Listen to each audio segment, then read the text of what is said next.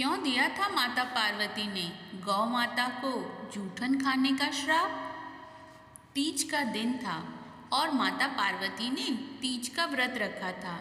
लेकिन जब माता पार्वती के व्रत खोलने का समय हुआ तब भगवान शिव को उनके साथ थोड़ी हंसी ठिठोली करने का मन हुआ और माता पार्वती को चिढ़ाने के लिए वो कहीं छिप गए। अब माता पार्वती के व्रत खोलने का समय था, इसलिए वह भगवान शिव को ढूंढ रही थी। उन्होंने शिव जी को हर दिशा में हर जगह ढूंढा, गुफा, जंगल, पहाड़, लेकिन माता पार्वती को शिव जी कहीं नहीं मिले।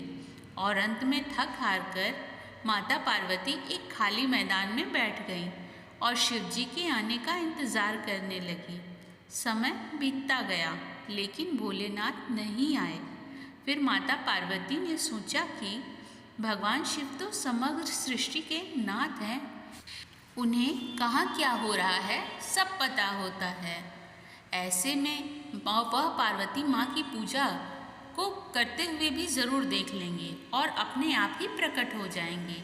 यही सोचकर माता पार्वती ने एक मिट्टी का शिवलिंग बनाया और उसकी पूजा करने लगी। और जैसा कि माता पार्वती ने सोचा था वैसे ही भगवान शिव यह सब कुछ अदृश्य होकर देख रहे थे और मन ही मन मुस्कुरा रहे थे।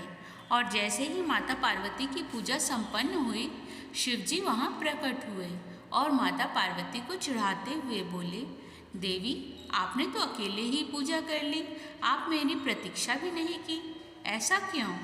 तब पार्वती जी ने कहा, हे प्रभु, मैंने तो आपका बहुत इंतज़ार किया, लेकिन सूर्यास्त हो चुका था और रात होने वाली थी, इसलिए मैंने शिवलिंग बनाकर आपकी पूजा कर ली और अपना व्रत संपूर्ण किया।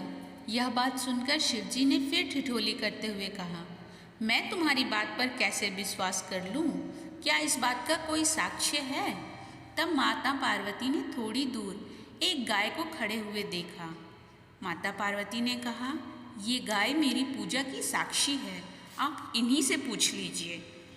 लेकिन वो गाय भी भोलेनाथ की इस हंसी ठिठोली के बारे में जानती थी, जिसकी वजह से जब शिवजी ने उन्हें माता पार्वती की पूजा के बारे में पूछा तब गाय ने ना में सर हिलाया और शिवजी ने हंसते हुए उनसे कहा कि वह बस उनसे थोड़ी हंसी ठिठोली कर रहे थे और वह सच जानते हैं।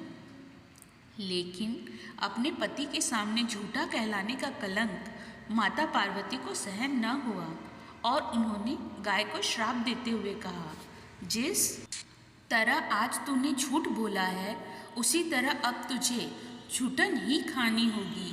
भले ना तुझे अच्छे से अच्छा भोजन क्यों न मिले, लेकिन तू झूठन के पीछे ही भागेगी।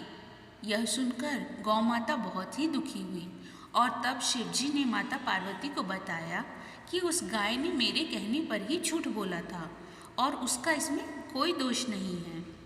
यह बात सुनकर माता पार्वती को अपने श्राप पर बहुत दुख हुआ और उन्होंने गौ माता को यह आशीर्वाद दिया कि वह दिव्य जन्मा है और उनके सभी गुण जैसे हैं वैसे ही रहेंगे, लेकिन उनका दिया गया श्राप अब नहीं टल सकता।